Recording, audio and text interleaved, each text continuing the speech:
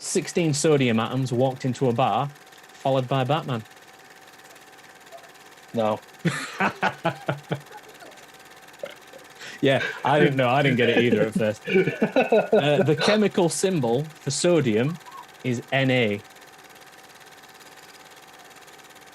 Go Na on. na na na na na na na na No. na na.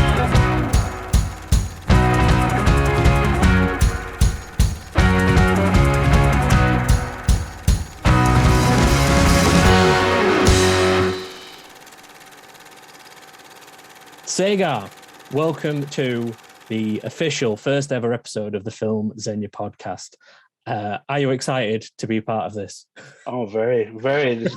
Podcasting is just very new. We'll get through it. I'm sure we'll be all right. We'll be fine. Podcasts are a new thing. I don't know if many people have heard about them. They've Oh only been no, around, no. 20 I've heard years. there's three, maybe four out there total. So today, I'm going to try and get through a load of stuff. We'll do it fairly quickly. I want to talk about the Adam Project. We're going to do a ranking of the Batman films and talk about the Batman. We are going to rank time travel films at a point in the future. So I think we need to talk about what actually qualifies as a time travel film. We've sort of talked about this before previously. There's certain things that can and can't go in that mix. Otherwise, this film list is going to be just too huge. But let's kick things off with the Adam Project. Do you want to tell us what it's about, or do you want me to just give a quick synopsis? You go on. You do a quick synopsis on there. I'm glad you said that because I wrote something in preparation. So, Walker Scobell is the young Adam in this film, and his film debut as well. That probably needs pointing out because the kid's amazing. He's a 12-year-old boy grieving the death of his father from a year before, and he's currently being bullied in school. You have his mother, played by Jennifer Garner, and she's basically dealing with raising this child on her own, and he's a bit of a problem child. One night, Adam walks into the garage to find an injured Ryan Reynolds, who soon discloses that he's the older version of himself from the future, and he's come back on a secret mission to find out why his wife disappeared. You then got Zoe Saldana as Reynolds' wife. She kind of makes an appearance at the start of the second act, saving the duo from an attack by future agents and setting up the next jump through time with both of the Adams getting on board the jet and finding their father. I guess the main premise is that together these two Adams embark on an adventure, overcoming the fact that they don't really like each other and navigating them personality traits that losing their father at an early age has left on them. I'm not going to say any more in terms of synopsis on that because I don't want to kind of like delve too much into the spoiler territory, but that's like a pretty good synopsis of kind of the premise and a bit of what's happening in that sort of first and second act. Before we go any further, what are your overall thoughts? Like, what did you think about it? It's for me, it's almost an instant classic in what it is as a family film. I got to watch it with my family and my two young boys, and the 10-year-old didn't take his eyes off the screen. The 5-year-old loved it for long parts. It kind of drifted towards the end as he's a 5-year-old, but other than that, he loved it. The whole kind of, it's got that Star Warsy kind of. I think I've seen a couple of people reviewed it saying they're very Amblin kind of classic movies on there. That bring you back to those 80s kind of feel good movies on there. And Ryan Reynolds just again kills it. It's the whole thing. He's got this kind of style of moving now at the moment where it's a Ryan Reynolds movie that basically pushes it to maybe the next level. But if you've got a good storyline that goes along with it, like such as Free Guy on there, you can get a really good movie, and this is a really good movie. Excellent movie. So, confession time. I'm a big fan of Ryan Reynolds, but I'm one of the very few people who really enjoyed Blade Trinity. There's like me and one other guy. There's nothing wrong with I actually don't mind Blade Trinity at all. I don't hate it. Don't love it, but I don't hate it. No, you're all right. Yeah, I mean, I don't love it, but I don't have the hatred that a lot of people do. So I've kind of like been a fan of Ryan Reynolds really early on. But I would say that I've not seen the last couple of things. I think I started watching the one he did with Michael Bay, and about like half an hour Six Underground. Yeah. By about half an hour in, I was like, I'm done. I'm not interested in this film anymore. And I didn't watch Free Guy either, to be fair. Oh, brilliant film. But absolutely brilliant film. That's the same director as this. And I love this film. I really, really liked it. It was like, say, it's the Amblin stuff. It's got all them cool 80s vibes. Like, I loved, as a kid, the films like War Games, Flight of the Navigator. Oh, brilliant. you know, and it's just got all that vibe and the ET kind of thing. It's all in there, like that 80s classic. And it's no surprise that some of the guys behind it worked on things like Stranger Things. So they've got a background of bringing sort of like the world of the 80s or that vibe of the 80s and putting a bit of a present day spin on it, or just kind of like giving us a new look or a fresh take or whatever. So I was big time impressed with this film. Walker Scobell is, I don't know how old he is, but in the film I think he's 12 years old. That dude's amazing.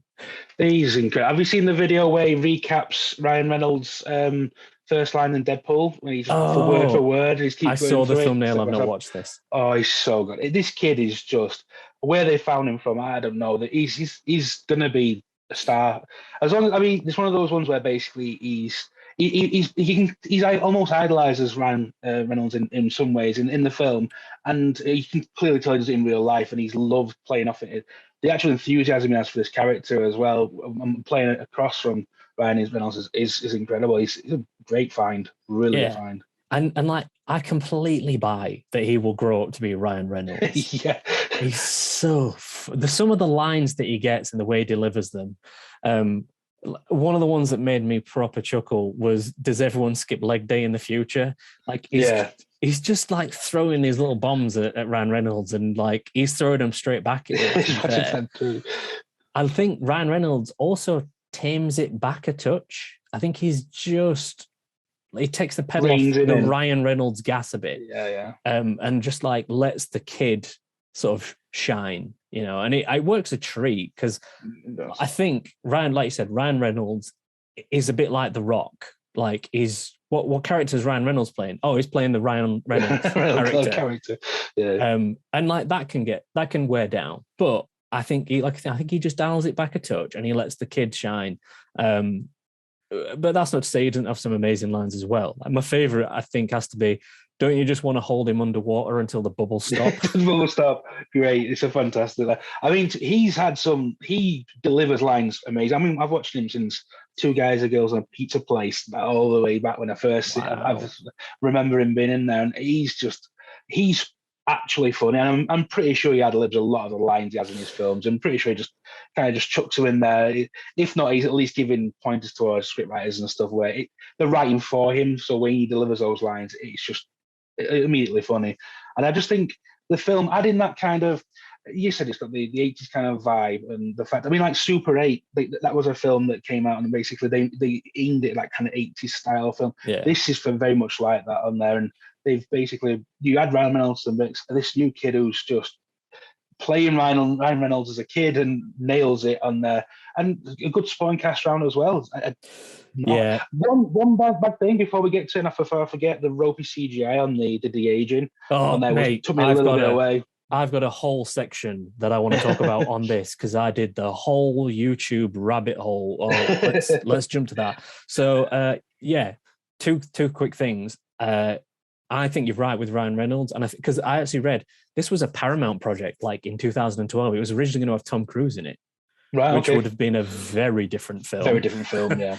But like it's kind of gone through this development process where now it's Sean Levy and Ryan Reynolds, and I think they've brought one of the writers in who was on Free Guy, and clearly there's a nice little bit of a tight unit there that kind of can write to Ryan Reynolds' sort of strengths, and there's a reason why that the director's coming, I think, as good as confirmed as doing Deadpool 3. Oh, he's good. I think that's... The fact he's obviously, they've got some kind of little click going on there now. They are now clearly in a writing team that they work together really well.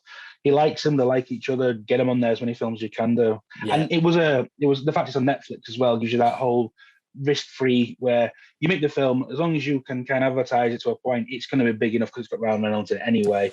There's no risk. There's no box office issue on that, and it's going to be a hit. It was always going to be a hit. Although I will say this, I enjoyed the film so much, I'd have loved to have seen it at the cinema. I think it was such a, like you said, you watched it with kids. It's such a nice family film.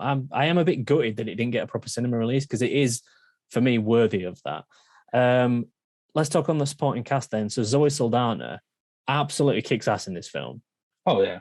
I wish there was more of her, because she's only in like the middle. She has like a 20 minutes worth of screen time in the middle of the film, but she kicks ass in that. I mean, she's got that kind. I think she's very similar. I'm pretty sure she's in The Losers, a film years back Yes, on there. love Very that. similar to that kind of character as well, kicking ass and nothing.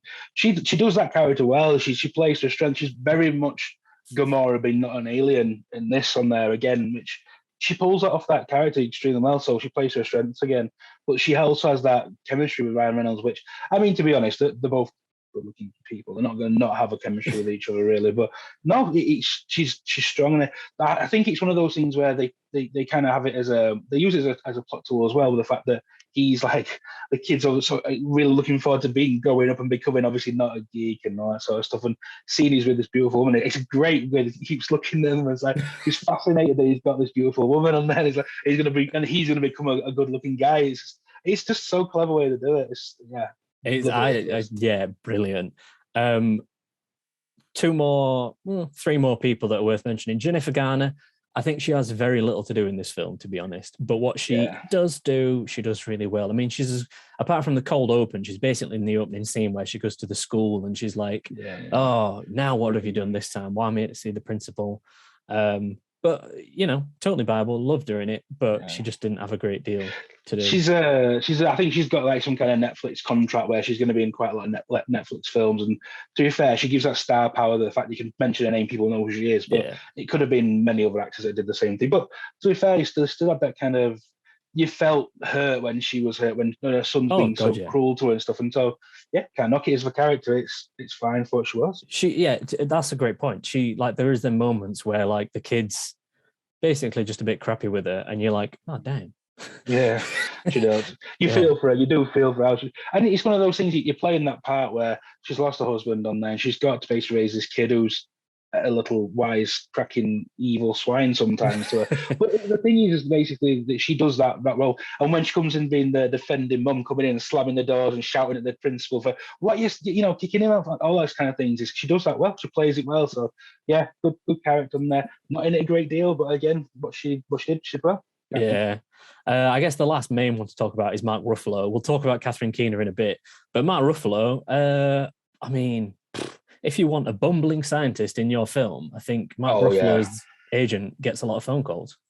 Oh yeah, absolutely. He's one of those ones where he plays a bit of a dick, to be fair, at first. You definitely have to come around, but then that's again perfect the character, and you can see why. You can see why basically the older Ryan Reynolds character, well, keeps saying Ryan Reynolds character, but the older Adam is so upset with him after he realizes what he's been. He's basically put all his life into his work and not been spending enough time with his son.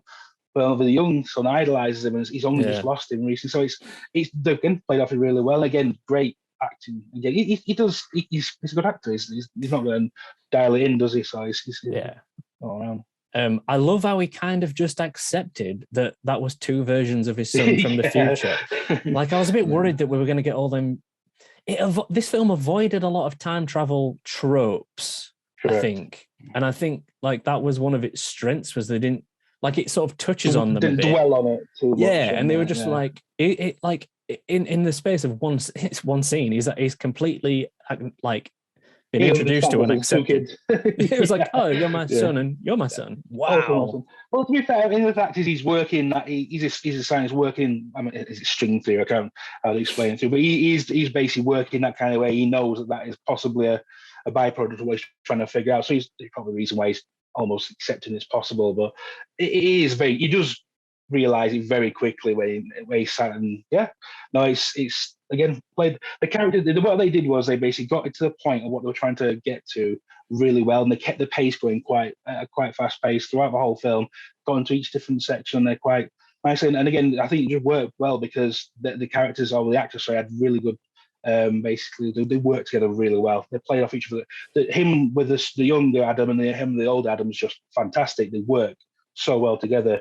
And again, another good casting choice. Don't knock him again either. Yeah, great. I think one of the other things I loved about it was the music. So you had some amazing like needle drops in there. I think in that cold open you had Spencer Davies' group. And it just worked a treat. And there were a fair few of them that kind of like dropped in. And then you have, I want to look his name up, Rob Simonson, who did some of the the orchestral pieces. He did Ghostbusters Afterlife as well, and they just like they worked. I listened to that soundtrack the other day on Spotify, and there's the classic from ET where they go on the bikes and the bikes take off. Like there's a lot of moments that have that kind of vibe to them, and they just work perfectly in with some of them 80s classics. Let My Love Open the Door by Pete Townsend is a guilty pleasure song of mine. I love Excellent, that. isn't it? Yeah, it's a great. I think, to be honest, what I will say is this, compared to some other films I've seen recently, I didn't notice the music or the sound design as much as I would normally do. But the fact was that they used it to make you put you back in that 80s kind of feel. So if because I didn't notice it so much and it didn't feel forced, so again, no problem with it whatsoever. Like that is, I guess that's kind of almost like the best example of it. Like I have a weird thing with editing. We'll talk about this more in future podcasts, but like the fancy editing isn't always good editing, and things like Bohemian Rhapsody, I have a personal hatred for the editing in that, and I'm pretty sure that like it might have won the Oscar, and it did not deserve it. There's some terrible decisions in there, but yeah, when everything just flows smoothly and everything just like, that just works. If it's almost like if you don't notice it, you've done a good job. You've done a good job. I agree. So let's now talk about the one thing that was completely and utterly noticeable, completely and utterly took me out the film, and just was an absolutely awful thing that they did. The de-aging on Catherine Keener. It was almost the Luke Skywalker first appearance in Mandalorian. Bad. Because it was worse than that. It was worse than that. For me though, what they did well was they didn't keep her talking, but when they had obviously on that, because everything else was so polished in the Mandalorian, obviously then that obviously first appearance and then we came on there, that was for me was awful for me. That really took me out. This one was noticeable, but they didn't have her talking so much, so that you couldn't see the really bad kind of deep fake they had on there for her. But it was great. It was still bad. It absolutely took me out of it. I agree, but at least there wasn't very much of it, at least, so it wasn't too bad. Yeah, there wasn't, and I think that ends up being a bit of a problem because there were plot points with the older and younger version of her that were really integral, especially at the end, and every time it cut to her, I was like, what the hell? No, who did this monstrosity? Stop doing it. It was terrible. And they did some things where they had like sort of coloured light flares covering her face a bit. And as someone who's done a lot of photography and video and done a lot of bad photography and video, I know when I'm trying to cover up my own sins. And that was definitely a bit of that. So I'm watching this thinking it's dreadful, and I'm like, right, wait for the credit roll. Let's see which VFX companies are on this. And I'm thinking, why didn't you just get the guys who did like all the Marvel films? Because those guys are amazing. Yeah. So do you want to have a guess at who did the de-aging on this film? No way. Yes. It's not. It's Lola VFX. Yeah. I was kind of like blown away by that when I realized it was them. And it's clearly them. Lola VFX, if you don't know them, are the go-to kind of cosmetic enhancement for movies. So way back in the day, they were doing things like if your actor's got a bit too much weight they're carrying, they can go in there and they'll just give them a six-pack and things like that. And they suddenly sort of started specializing in this cosmetic enhancement, and they don't do it in 3D either. They kind of do it in 2D, and they just sort of composite things over the image. So I did this little bit of a rabbit hole on YouTube and found out a few cool things about them. And so one of the things they did really early on was they hired a plastic surgeon to help consult. So you've probably heard of like the uncanny valley, which is that premise of, you try and create a human face and it can look fine. And then all of a sudden, like the closer you get to human, it sort of starts falling because you don't get these little inflections in like the edge of the mouth or like the muscles underneath the layer of the skin that don't quite move correctly and things like that. And that's really difficult to do. And a lot of the times you can look at something and go, I don't know what's wrong with it, but I know there's something wrong. Yeah. So these guys brought in this plastic surgeon to help because they just thought, you know what? A good plastic surgeon anyway, is an expert on adjusting the face. And so they'd get some really great feedback as to why certain things didn't look right. And it really helped them out. So, these guys then became these experts. And so I think one of the first de-agings that we saw that was the first one that we really saw as a cinema going public was the X-Men films, where they de-aged Stewart and McKellen in X-Men The Last Stand, where they meet Jean Grey. They only took, I guess, 20 years off them. Let's be straight, it looked pretty ropey. Yeah. It didn't look great. But then they just kept honing the skills. So they did Benjamin Button in 2008, where you've got Brad Pitt. Which is pretty good. Impressive. Yeah, man. They did the twinning from The Social Network. So you had Arnie Hammer as both parts. And then they did the first Captain America, which for me, I think they hit the stride. So they did all of the kind of like weakling version of Rogers, ready for him to bulk up. And then they've done all of the Marvel films. So when you saw Peggy Carter as an elderly lady in Winter Soldier, was it? They did Robert Downey Jr. in Civil War as well, because he's got that de-age scene at the beginning. Yeah. Michael Douglas. They've done all of them, and they all looked amazing. Yeah. So I think that where the reason this probably looks as bad as it does is because I guess the production-wise and the budget just didn't allow them to stretch that far. They just didn't allow them the time to kind of put the work in to get the job as good as it could have been. And it's super interesting. I love watching Corridor Digital's channel. They're a bunch of VFX artists, and they'll do like VFX artist reacts. It's like one of their most popular videos now that they do is just talking about these things. And it's super interesting that actually, you know, the same artist can do two very different pieces of work. Yeah. And it all boils down to how much time and how much effort, how much money you're putting into it. Absolutely. And so, like it took me on that rabbit hole, but it was super fascinating to kind of hear about what they were doing and how they worked. And when I put this on YouTube, I've got a link to one of the videos I watched, which is a 30-minute interview with some of the guys from Loader about their origins and what they're doing now. So it is definitely worth a watch. It's super interesting, but yeah, it's just a shame that someone didn't throw more money. It's so strange. It's so the VFX is so great so early on with not the lightsaber, whatever they call the lance that he's got on there, and the ships and stuff are so great to being so ropey later on. It does take you out of it big time. Yes, it's the only downside to the whole film. I'll be honest with you. I can't think of much else that I would have complained about in any way. Really. No, same. I think I just thoroughly enjoyed it, and I'm going to go back and watch Free Guy now. You must do. I'm going to go and do that. You must do. Because I just loved it. I just thought it was such a nice, fun family film. I'd happily watch it again. And what, like your kids? Then you watched it with them. Were they loving it? If you were a kid and you were in their shoes, would you be asking for this on VHS? Well, it's, to be fair, it's one of those ones where my oldest son, on their 10-year-old, obviously he's nearly 11.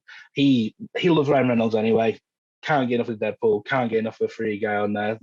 He shouldn't really be watching Deadpool, but he's seen Deadpool on there, so it's one of those ones where loves Ryan Reynolds anyway. So anything with him in it, he's solid with. But once you've seen Free Guy, you'll see he's knocked 2 films out in a row that's, for me, has been excellent, really high quality. And if he keeps in that kind of doing those family movies on there going forward, I think he's going to hit his stride where everything he's going to do is, as long as he keeps using the same people and doing the same, not obviously copying the same thing, but keeping that style in there. I think he's on a winner. And again, it's a bit strange that it wasn't in cinemas, I agree. But the thing is, for me, with Netflix, and that gives you that ability where it's not cheap to go to the cinema anymore. So if you're going to take it's not easy to take a family anymore to cinema. So it's like if you're going to go 30, 40 quid on it to watch a movie, that's without having drinks and popcorn and stuff. So for me, these Netflix movies, these Disney Plus movies on there are amazing. They're basically giving us that opportunity for all the family to watch whatever happens on there. I love them. It's one of those things I don't mind missing out so much in the fact that I get to see them with the kids. But I agree, there's certain films I want to see in the cinema, and I think must have seen in the cinema. I don't think this one was it. As much as I'd love to have seen it in there. I didn't think it needs to be in the cinema, so I'm glad it got to see it on Netflix. So just more for the fact that the kids can come see it, because again, I wouldn't pay for my 5-year-old to come watch a movie in there that he's not going to want to sit through a whole way through. Most likely, very valid. Yeah. So it's that one. He did like 90% of that movie. He sat there and didn't move, loving it, loving all the Star Wars references and stuff. So yeah, I think for me it was a win, and Netflix has got another win on there that you can put on whenever you want. Yeah, if I did a DHS play, I'm sure I would buy one. But yeah, not anymore. I'll just watch it on Netflix. It's fine. Yeah, you know what? We're not gonna go into it now, but I think if anyone wants to watch this, there are so many cool nods to sci-fi films, to Back to the Future. The dog in the film is called Yeah, Hawkeye. That's yeah. a nod to Doc Brown's dog because he had a Copernicus in 55 and Einstein in 85. Einstein, yeah. Naming the dog after a scientist, clearly got to be a Back to the Future nod. Clearly, yeah. The motel that they go to is called the Pine Ridge Motel. I think that's a bit of a nod to the Twin Pines and the Lone Pines Mall from Back to the Future as well. I just think, yeah. I think when you're doing that production design, they've sat doing it. They've sat going through, right. What can we kind of get people nods towards classic movies, which I love. And I think I love finding them as well. This one, and oh, I I'm love all over little it. random thing that he does on Oh, there super. later on. I don't care. Everybody says that says, well, that takes you a bit out of it. Not for me. No, that was perfect. It was a beautiful shot. I loved it. It's it's a bit meta, I guess, but I just loved it because Very meta. Deadpool's the ultimate meta, and Walker Scobell's going to grow up to be Deadpool, so he's allowed to be a bit meta as well. Absolutely. He's got to. He literally takes over Ryan Reynolds in the future on there. 10, 20 years down the line, he's going to be Deadpool, I'm sure of it. I was going to say, can you imagine if they do a little cameo in Deadpool 3 of young Deadpool and they put that kid in it? Why wouldn't they? I mean, to be honest, he's been doing a lot of press recently on there, but you can tell these guys like each other. They're a bit, like I said, the one that he's filming him he's reading his lines from Deadpool on there. You can tell he's super impressed with him. He's going to work with him a lot, I think. I don't blame him at all. They work well together. Yeah, I'm all for it. Right, out of 10, what would you rank? I was on about 8.5. I'd say it's just one of those ones where basically it wasn't, like I said, that he did take it out a little bit. The ending's a bit ropey on there compared to the rest of it, but I'd say 8.5. If I didn't have the perfect CGI, I'd be going 9 for sure. I can't disagree. I was going to say 8 out of 10, and I think I could be like to come up with a concise, conclusive ranking for Filmxenia. I could be convinced up to an 8.5. We can rank down if you want. I'm not. To be fair, I'll go down with an 8. It's that thing. It's a VFX. It's one of those things. It's a clear and obvious problem that does bring it down a little bit. That's what makes it not a 9 or a 10 for sure.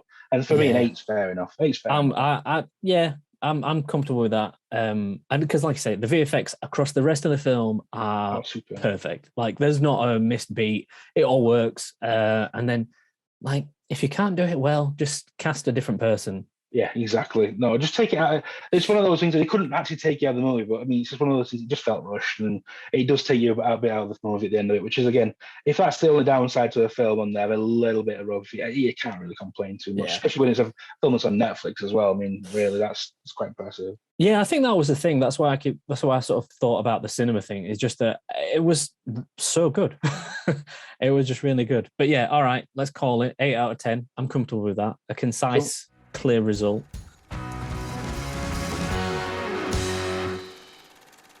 Moving on to the main event on there. I think we're going to have to. I'm looking at my list of Batman films that I've ranked now. I'm going to really piss you off. Oh no, I'm convinced. Right, I'm convinced that I'm going to piss you off. I think there's 2 battles that I'm going to have to go through, and I feel like I'm not going to win them both. So I'm going to have to pick. Right, let's just jump into this. Let's do 10 through 6. Let's get that out of the way. Give me your 10th. Okay, so see, this is going to kind of ruin the. Okay, well, my 10th one then. It was between a Batman being part of a Justice League animated film and a Batman animated film on itself. Okay, well, it's a mix between. Let's just, before we do that, like, I've kind of ranked. I like the Batman films for me. Things like The Joker with Joaquin Phoenix. It's not in there. It's in the Batman universe. It's not a Batman film. I haven't put it in there either. I've kind of like gone with that rationale. I've tried to look at it as a Batman film rather than like which is the best film. Okay. And I've tried to be subjective, but also I can't help but push some of them videotapes I had as a child near the top of the list. Okay, thank you. Well, I have only in my top 10. I only have one animated film. Sorry, no, I have two actually. Ooh, I have one animated film in my. I'm going to class as my 10th one, go on. and it was between the Flashpoint paradox, where you see Batman. Basically, you see the alternate version of Batman, where it's his dad, Thomas Wayne, instead of being Bruce. Working with Cyborg, and for me, one of the great comics I've ever read. So I love that film on there. Very, very aggressive, very, very dark on there. But I ended up going for instead the other film, which is one of the all-time great Batman stories, is Batman Under Red Hood on there with seeing Jason come back. So I've kept it quite low down because I didn't want to put too much animated stuff in there as well with being Batman films, just in case we're going to not do the animated ones, but I want to go with Batman Under Red Hood. I love it. Do you know what? Damn, that I've yeah. That's it. Under the Red Hood is actually a solid film, and it's not in my list, and it's pure ignorance that it's not in my list. It was one of those ones where basically I've got quite a other few animated films such as the Batman Year One, Mask of the Phantasm, and stuff like that, where I had those. I had them wanted them to be at least mentioned on there, but I went with more film based ones, but I wanted to at least one, at least animated, just a cartoon kind of animated film. Yeah. And then I think that one for me is probably the best one that's out there for me. That's super interesting. Okay, go on. Let's do your list from 9 to 6 then. Okay, 9 to 6. So got Batman on the Red Hood as the 10th. I've got Batman, the first version, well, the first one in the series from Tim Burton. 1989's classic Batman, correct? Batman. Wow. Well, just Batman, isn't it? It's not the Batman. So we're going to see that later. Got Batman true. On there at basically number 9. I've got The Dark Knight Rises at number 7. Now I know you hate you've done a massive film, so I know that I'm willing to drop that as far as it needs to go, even out of the list for me. So it's one of those ones where for me, if I'm ranking it, I will watch that film over some of these other ones because it's still a classic. It's still as in what it does in the fact that it's because it's a third of just such a great series. I can't just knock it away. So I put Dark Knight Rises in there as well. But I know I have no issues wiping everyone's memories of that film. So I've got the Dark Knight Rises in there. Then I suppose the 7th one then would be Lego Batman, because Lego Batman is one of those films that basically it's something that you can watch with your kids, and if you've got kids and they watch with your kids. But for me, it's just very, very, very good. It's so well done. It's funny as hell, and it's got all the characters you want in there. It's got a very strange turn of Joker in there from Zach can't say his name, Galifianakis. Galifianakis. He's great as Joker on there, but for me, very good film. And then like my 6th is Batman Returns on there. Okay. Batman Returns there. Wow. Okay. I'm going to make an amendment to my list. No, I'm not. I'm going to keep my list as it is. I'm going to concede that I've written the Lego Batman when I've shortlisted it, and I've not put it in there. Well, for me, it's not. It's got to be. It doesn't need to be as high up as whatever. But if it's a film that's so rewatchable and so easy to chuck on, it might not need to be as high as that, but it's such a good film. And some people say it's the best Batman film. Some people I agree. It's a great film. I think. I don't know. Maybe. Well, okay. Look, number 10 for me. I've gone with the Snyder Cut of Justice League.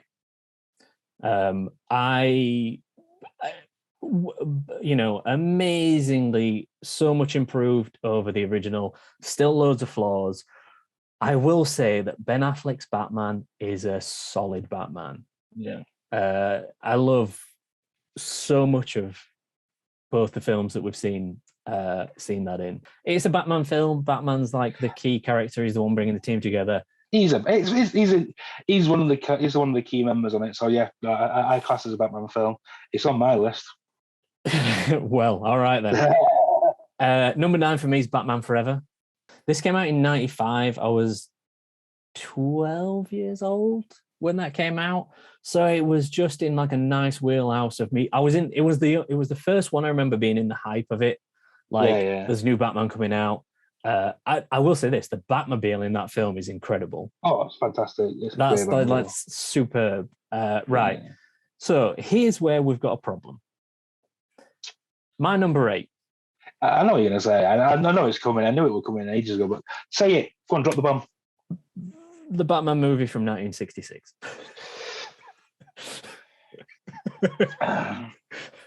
No. It's just an over me. I can't. I get why people love that nostalgia feel for me, but I wasn't born then. I understand why people, because the parents were watching, they passed it on to them, and then because they watched it that way. But no, it's just awful. It's terrible. It's just so hammy, and I can't. It is not terrible. That's where you're wrong. All right, you're wrong there. Because what other Batman film has got the Joker, the Penguin, the Riddler, and the Catwoman in it? Lego Batman. Screw you. I totally get it. The thing is, for then, it was. I've said this lie to you a couple of times. Just because it makes it old doesn't mean it's a classic. However, I will say this on there for you. I get what you mean. It's one of the first times it's been a big live action. Got all these characters in there, and there's some looks of characters and stuff that I totally get, but. It's just that whole style just isn't for me. That whole kind I totally get that. The style is out, it speaks to the Batman I've seen more than any other, which was, well, not necessarily more than any, but the one I saw probably the most as a young person was when they repeated the TV show.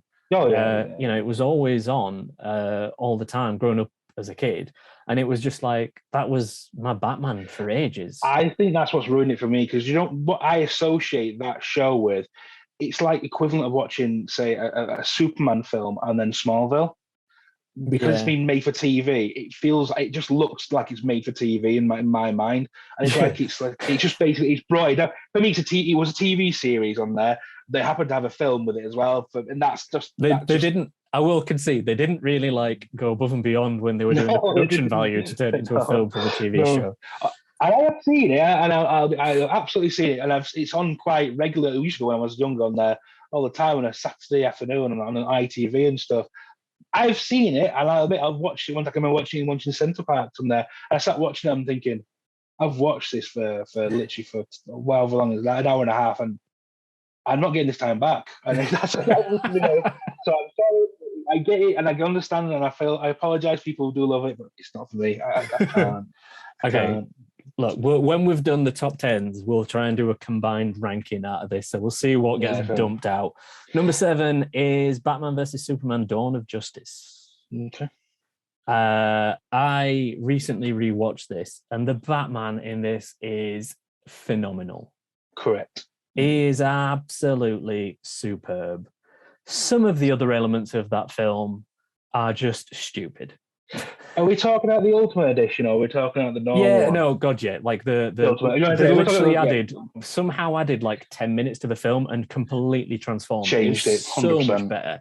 It's still a steaming pile of turd. Like Lex Luthor's motivation at the beginning of the film is he wants an import license from a piece of kryptonite he's found in the Indian Ocean. I'm like, what? This is Lex Luthor. He's a multi-billionaire. I don't think he's really too bothered about import licenses and stuff like that. It was just that some of the premises were just. It has its flaws. It does. It does have its flaws. That fucking email, as I like to call it, you revealed the Justice League cast and characters in an email Bruce Wayne sent to Wonder Woman. I love that. I think it's so weird and daft and stuff. And the fact is that you see it. The thing is, what they were trying to do is they were trying to basically force it through. And I don't mind it. I'd rather see something like a little snapshot of something instead of extending a film or adding them to a film that's really not their film. I wanted to see it, I wanted it less than what they did.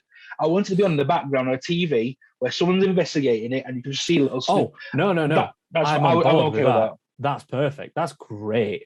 But like that whole stupid email where Lex Luthor or his team have created even little fucking icons. Yeah, no, that's okay. Fair enough. No, that is some dumb shit right there. Yeah. Anyway, moving on. Number 6 is Batman: Mask of the Phantasm. That is my only animated one in the list. Spoiler alert. What a great Batman film. It is a fantastic film. It's a great film. I had sort of like, I was looking at some of the animated stuff, and Mask of the Phantasm is a new premise, new story. They borrowed heavily from Batman Year One and Batman Year Two, and I love them comics. And like Batman Year One's been made into a film, Dark Knight Returns and things like that. And I've just sort of excluded them because they were kind of just like frame for frame animated films from the comics. They were just like, that works really, like The Killing Joke is a terrible animated film. The comic book's fantastic. Oh yeah, brilliant. But as an animated film, it was dreadful. And I think some of the ones where it's just a straight rip of that comic, you're like, here it is moving now. Like, it wasn't for me. But Mask of the Phantasm, I was under the impression it was the Phantasm was the first time it was in any media. Yeah, it is. But what they used, they redid it later, didn't they? Well, they used the Reaper from Batman Year Two. As a so premise for that character. Yeah. And then we had some flashbacks to early Batman, which were kind of taken from Batman, the Year One storyline. And it was the guys who were doing the animated Batman TV show. Bruce Timm and all that sort of stuff. And it is like that TV show's a great classic TV show. So still probably the best Batman, to be honest. Yeah, right. That's my 10 through 6 as well. I mean, the daft thing with this countdown is we both know what we've got at numbers 1 and 2. It's just a matter of which way round they are. Yeah, absolutely. Right, what's your number 5? Zack Snyder's Justice League. I've gone as high as that because it's just it's a mini series. If you don't take it as a film, as a mini, it's just epic, and it's he's giving him. As a Batman in that one, he's the most complete Batman that you'd expect as a lead of a Justice League. You're not going to get anything better than that for a long time in any other series in there. So for me, I love it. It's a great film. Very good film. I'm with you. It's got some flaws, and it's not got enough Batman. It's not got Batman doing his best stuff for me. No, it's not. And the reason why I've put it so high is as a film for me to watch. It's not. Even though it's a Batman list on there, as films actually sit and watch on there, I've got to include the whole film for me because there's so much stuff going on there and so much. The Zack Snyder's version is so much better than the original. It just blows my mind how good that film is in comparison to that one. I maybe overestimate how good the film is altogether, and it's just. I think, talking about like how again Zack Snyder's done the Snyder Cut and like transformed it is amazing, the difference. There's things that I wish he did a bit differently. I wish he didn't do it in a 4:3 aspect ratio because it was only ever going to get watched on TVs. Again, it's IMAX, but it ain't, mate. No one's watching that on a massive IMAX screen.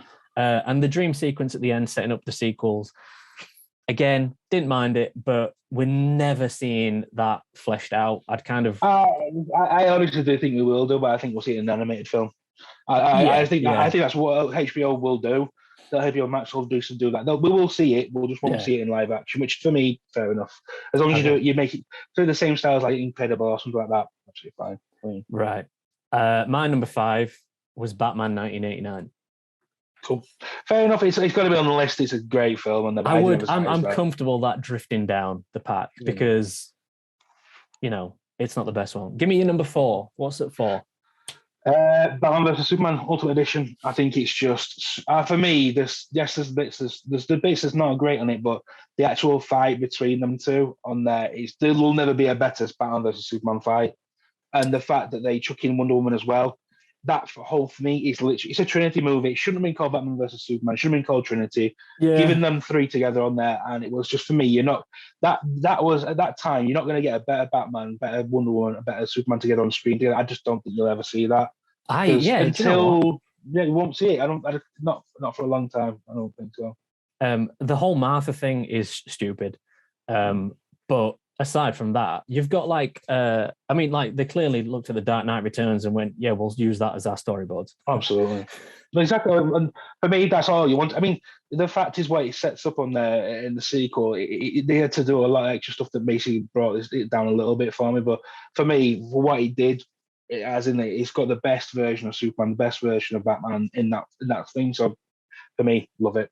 I'm not going to argue with that. My number 4 is Batman Returns. Again, I had mine pretty high up on there. It's quality film. I think until the Batman came out on there, we had a fantastic Penguin on there, fantastic Catwoman on there. The villains are so good in it that basically it raises the whole film. And you've got, for me, still one of probably the best top. He's probably the second best Batman for me I've seen on film. Okay, let's not go into that anymore. I'm curious how you rank your Batmen. Okay. Right, number 3. I mean, I think we've got the same here, right? Batman Begins. Yeah, had to be. Clearly. It was. Come on, it's the third best Batman film. It's the first time, by the way, that we've completely matched up. Batman Begins is my number 3 as well. We all knew the top 3 was going to be. The top 3 is the top 3. The rest are just fighting out for other positions. Okay. The top 3 is the top 3. So let's just quickly recap one thing. So we've agreed on the number 3 film being Batman Begins. Okay. There are some other films that haven't been included yet. So the Justice League version. Oh, Batman and Robin's not been included in any countdown yet. That's because that never happened. I don't know about that didn't happen. The original Justice League has not been included, and that's wasn't never happened either. Right. So 2s and 1s. We're left with the Dark Knight and we're left with the Batman. Can't pick. I honestly don't know about how I split it. I really don't. I just don't. Which way have you gone for this? Go on. I've gone. I haven't picked. I've put 1. I haven't got number 2. I've literally got a number 1 being the Dark Knight and the Batman. And if I had a gun to my head on there, right until I've watched the Batman again, I'm gonna have to say the Dark Knight. After the Dark Knight and then the Batman. And then I'll do it. No, I'm gonna go the other way around. I'm gonna go the Batman. I'm gonna go the Dark Knight. How indecisive on this one, because for me, as an actual Batman film, the Batman there's nothing better out there. It just isn't. He's the best detective on there he could be. The fight scenes are incredible. The music's incredible on there. The look of Gotham is incredible. For me, it ticks every single box. The Dark Knight has the best performance of any actor in any film for me. I can't. For me, it's just perfect. He's incredible as a Joker on there for you, Heath Ledger. So again, it's got that. And then it's got the Nolan film round it. So basically a heist film on there. It's got the beautiful shots on there, the beautiful design on there of Gotham and stuff, the Tumblr action on there, basically fighting and going to the Batpod and all that sort of stuff. For me, I find it very difficult to split it, but I think I'm going to have to go with the Batman over the Dark Knight. And I never thought I would actually say that ever. I really didn't. But, I've gone number 1, the Batman, number 2, the Dark Knight. Excellent. We agreed again. That's good. Amazingly, we've agreed. And like my rationale for this was that I'm ranking this as Batman films. So if you were to ask me which is the better film, I'd say the Dark Knight. I agree. That's a great I would say way that like every element about that film, its production, like the IMAX shots, the opening scene with the bank heist. I've got that Blu-ray copy where every time it cuts to an IMAX, it fills the screen that bit exactly. more. Exactly. It just looks beautiful. The humor in there is fantastic. Like interesting fact about that film: every single scene shot made it in the final cut. That never happened. That's just how well that film was thought out and planned and produced, and they put it all together, and it just everything is in there perfectly. The Batman, though, is just the best Batman film.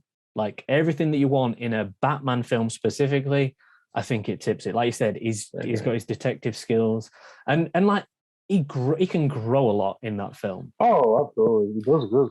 He grows in that film, and I think when you watch the sequel, you'll see how much his character develops as well, which isn't something that we've seen a lot of Absolutely. I saw a review the other day. It kind of bothered me a little bit, where they said that basically Batman is the fact that he says he's vengeance all the whole film, and towards the end he says, but I also need to be hope as well. Because then they was like, no, that's not what the Batman is. The Batman's all about vengeance. It's all about, and yes, in a lot of the comics on there, he is vengeance only, but he does grow as a character, and he becomes like part of the Justice League and things like that in lots of comics, and then it becomes this like a more well-rounded character, less psychotic in most ways, and there becomes more of a hero. And then I think I think having a well-rounded character makes it a better Batman, and that's again probably the reason why it's a Batman film. That's the top tip compared to The Dark Knight, because Bruce Wayne, Batman in The Dark Knight, grows very little on there, and all through the whole three films on there,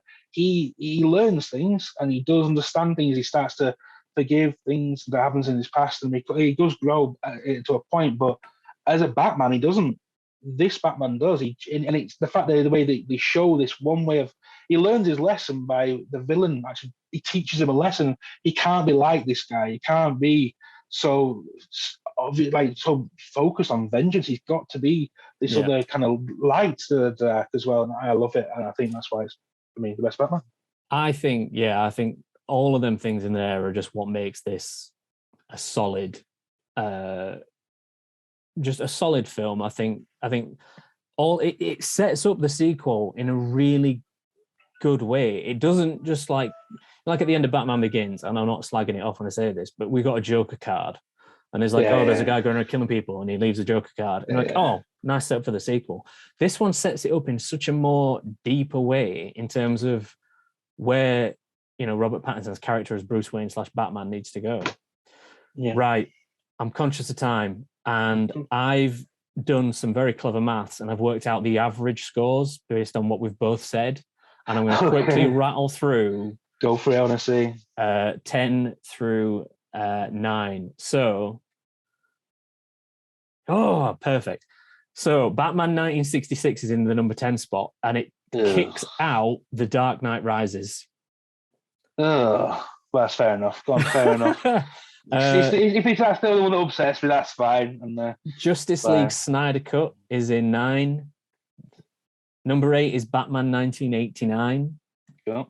The Lego Batman movie is above that. Okay. Then Batman Mask of the Phantasm. And then in the 5th spot is Batman vs. Superman Dawn of Justice. Right, okay. Number 4, Batman Returns. Yeah. And then the last three, as we know, Batman Begins, The Dark Knight, and then the Batman 2022. Fantastic. I think that's a good list. That's a good solid list. So that's number 10. Dark Knight Rises and Batman Forever and Under the Red Hood have both dropped out. The only animated one in there is The Mask of the Phantasm. 2. Lego. Lego, sorry, yeah. So I'm thinking I'm content. That's fair. I'm happy with that. This one of those things. It's a whole about personal taste. I think as a joint, I'm happy with that. That's I think as a combined top 10, I'm gonna like say that's not bad. I'll take that. Excellent. Right, Sagar, it has been an absolute pleasure. I cannot wait. I cannot wait for us to rank the time travel films, because doing the Batman is easy in comparison. Oh, yeah, absolutely. I think next time we get a veto. That's we each get a veto on there. I think that's going to make it exciting on there. Yeah, I'm with that. Yeah, I like that. Cool. Right. Thank you very much, mate. Absolute pleasure, and I look forward to speaking to you next time. Yeah, see you. Bye. See you, mate.